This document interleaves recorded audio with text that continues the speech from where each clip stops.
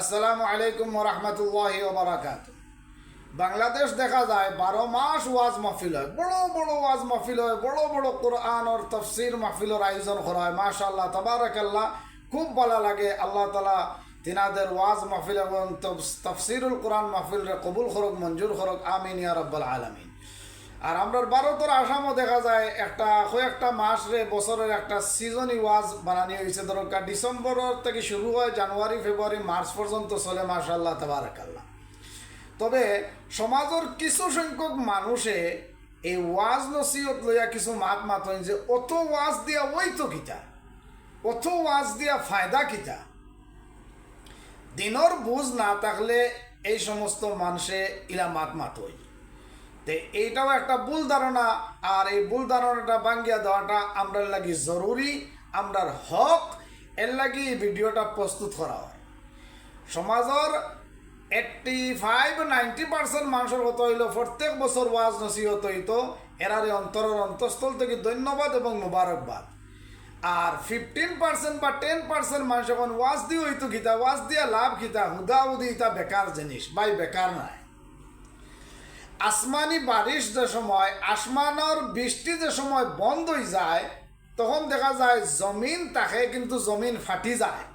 জমিন আছে কিন্তু গাছ হয় না, জমিন আছে কিন্তু গাছ ফুটে না। গরু ছাগলের বড় অসুবিধা হয়ে যায়। আর যে সময় আসমান থেকে বৃষ্টি পড়ে, আসমান থেকে মেঘ পড়ে, তখন দেখা যায় জমিনও গাছ হয়, বিভিন্ন ধরনের গাছ লতা হয়, গাছ গছনি হয়, বিভিন্ন রকমের মখলুকাতর খাদ্যর এক ব্যবস্থা হয়ে যায়। আর যে সময় মেঘ বন্ধ হয়ে যায়, বৃষ্টি বন্ধ হয়ে যায়, জমিন থাকে কিন্তু গাছ ফুটে না, জমিন থাকে লতা ফুটে না, জমিন থাকে গাছ গছনি হয় না। এতে বহুত মখলুকাতর খাদ্যর অসুবিধা হয়। ঠিক তেমনিভাবে ওলামায়ে কেরাম হলে যে সময় ওয়াজ নসিহত করেন, এটা আসমানের বৃষ্টি যেমন রহমত, ঠিক তেমনি মুমিন মুসলমান হলোর লাগে এটা রহমত। ওয়াজ নসিহত হইলে মুসলমানের ইমানের ব্যাটারিও চার্জ হয়, নামাজ পড়বার ইচ্ছা হয়, ইমানদার হিসাবে চলাফেরা করবার ইচ্ছা হয়, সুদ ছাড়বার ইচ্ছা হয়ে যায়, গুড় ছাড়ি দিবার ইচ্ছা হয়ে যায়, গুনার খাম ছাড়ি দিবার ইচ্ছা হয়ে যায়। বহুত মানুষ দাড়ি খাতরা বাইয়েন পাইছি, ওয়াজ শুনিয়া দাড়ি রাখি লাইছেন, ওয়াজ শুনিয়া সুন্নতর উপরে পাবন্দির সহিত আমল কররা, ওয়াজ শুনিয়া 5 ওয়াক্তের নামাজি হয়ে গেছে। এর লাগে আমার দুস্থকল বুজুর্গকল সমাজের যে মুষ্টিময় কয়েকজন মানুষে কন ওয়াজর দ্বারা ফায়দা কিতা। ওয়াজর দ্বারা ফায়দা হইল মুসলমান, মুমিন মুসলমানের ইমানের ব্যাটারি ওগুর চার্জ হয়, আর ও মানুষে এবাদত বন্দেগী হইতে একটু স্বাদ পায়। আর যে সময় ওয়াজ নসিহত বিলকুল বন্ধ হয়ে যাব, জেলা আকাশের বৃষ্টি বন্ধ হয়ে গেলে জমিন থাকে কিন্তু গাছ গছনি হয় না, লতাপাতা হয় না, গাছ ফুটে না।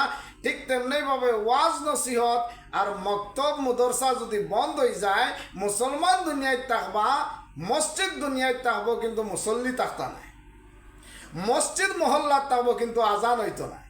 এর লাগে আমার যে সমস্ত ভাই হলে হইন যে অত ওয়াজ দিয়া ফায়দা কিতা, আপনার ধরে বুঝাইবার লাগে আমি একজন ছোট মানুষে মানে সুপরামর্শ হিসাবে ভিডিওটা প্রস্তুত করছি।